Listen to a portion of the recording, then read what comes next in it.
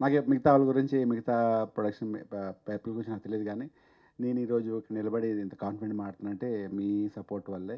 ఎందుకంటే నేను last time చెప్పాను, నాకు ఒక 5% మీకు నచ్చిన నన్ను 10% ప్రమోట్ చేయండి అనిపితే మీరు నన్ను 100% ప్రమోట్ చేశారు. Thank you so much. చెప్తుంటే నాకు నిజంగా కన్నీళ్ళు కూడా వస్తున్నాయి. మీ రుణం తీర్చుకోలేను. And coming to this movie Tenant, ఇది ఫస్ట్ ఆల్రెడీ 2-3 ఈవెంట్స్లో చెప్పాను, ఒక ఇంటర్వ్యూలో కూడా చెప్పాను. ఏంటంటే మన యుగంధర్ గారు వచ్చి ఫస్ట్ టైం కథ చెప్పినప్పుడు, వర్మ గారు యుగంధర్ గారు వచ్చి ఒక కథ చెప్పినప్పుడు ఎలా చెప్పారో, కథ చెప్పిందా వినిపిస్తుంది కదా నాతో, కథ చెప్పినప్పుడు ఎలా తీశారో, ఎలా చెప్పారో విజువల్గా, అలాగే అదే షార్ట్స్ అంత బాగా తీశారు. సినిమా తీసినప్పుడు డబ్బింగ్ చెప్తున్నప్పుడు కానీ బ్యూటిఫుల్ ఫీల్. అంటే నేను చేసిన సినిమా నేనే ఏడవడం అనేది ఫస్ట్ టైం ఈ డబ్బింగ్లో జరిగింది. నేను చేసిన సినిమా నేనే ఏడ్చాను క్లైమాక్స్లో. అంటే ఏడడం అంటే నా ఉద్దేశం టీయర్స్ వచ్చాయి. I stop my dubbing for 10 minutes and small break కావాలని చెప్పి మళ్ళీ ఒక హాఫ్ అన్ అవర్ తర్వాత టీ తాగి చెప్పాను డబ్బింగ్. అంటే అంత బ్యూటిఫుల్గా వచ్చింది సినిమా. ఇది ఎంతవరకు రీచ్ అవుతుంది, మా పబ్లిసిటీ ఎంతవరకు చేస్తుంది, మా ప్రొడ్యూసర్ ఎంత బాగా చేస్తారు, అవన్నీ మీరే చూస్తారు. అండ్ మా ప్రొడ్యూసర్ గారి గురించి చంద్రశేఖర్ రెడ్డి గారు, ఆయన గురించి మీకు బాగా తెలుసు, నాకన్నా చాలా అద్భుతమైన సినిమా చేశారు. ఆయన నెక్స్ట్ జనరేషన్ థాట్స్ ఉంటాయి. అంటే ఇది వెరీ హైలీ ఎడ్యుకేటెడ్.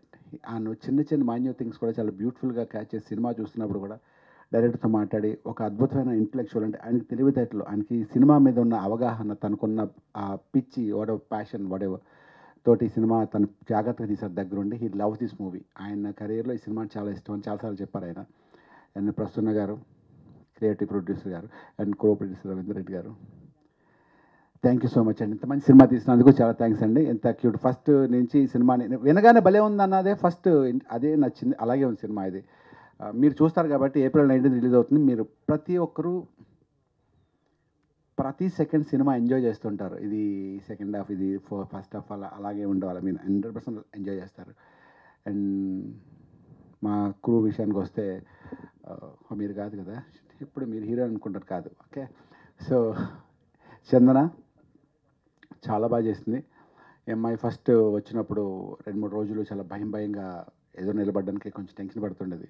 సరే అంత లేదని చెప్పి కొంచెం చేసిన తర్వాత తన యాక్టింగ్ చూసేసరికి ఎంత బాగా చేసిందంటే, చాలా సీనియర్గా, అంటే చాలా మైన్యూర్ ఎక్స్ప్రెషన్స్ కూడా చాలా బ్యూటిఫుల్గా ఇచ్చి చాలా బాగా చేసింది అమ్మాయి.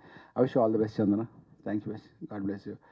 అండ్ మా సినిమాలో సూపర్ స్టార్స్ ఎవరంటే భరత్, చందు, అనురాగ్ అండ్ దిలీప్. అసలు మీరు వాళ్ళ నలుగురు పోటాపోటీగా ఉంటారు సినిమాలో. ఈ సినిమా మొత్తాన్ని ఇంత బాగా చేసిన యుగంధర్ గారు కానీ కెమెరామ్యాన్ జో జంబలగడ పంపారు, పేరేం పేరు, జమీన్ జాన్ కెమెరామ్యాన్ గారు. అండ్ సాగర్ గారు, సాహిత్ సార్ గారు మ్యూజిక్ పత్రం. ఆయన సాంగ్ గురించి చిన్న విషయం చెప్పాలి. ఆల్రెడీ గతంలో చెప్పాను, షూటింగ్ అయిపోయింది సాంగ్కి ముందే. ఎప్పుడు వస్తుందో తెలీదు. ఎప్పుడు షూటింగ్ అయిపోయిన తర్వాత, షూటింగ్ అయిపోయింది, సాంగ్ రాలేదు అప్పటికి. ఒక 1.5 month తర్వాత అన్న ఎక్కడున్నారని అడిగా డైరెక్టర్. ఏంటంటే అన్న సాంగ్ వచ్చిందన్న. అంటే ఏ సాంగ్, అది సాంగ్ పంపించారన్న. అంటే అదే ఇప్పుడు ఏం చేద్దాం అన్న. సార్ షూటింగ్ అయిపోయింది, ఎడిటింగ్ అయిపోయింది అన్నారు. అంటే ఒకసారి, అంటే సాంగ్ రాకుండా ముందే షూట్ చేసి ఎలా ఎడిట్ చేస్తారు?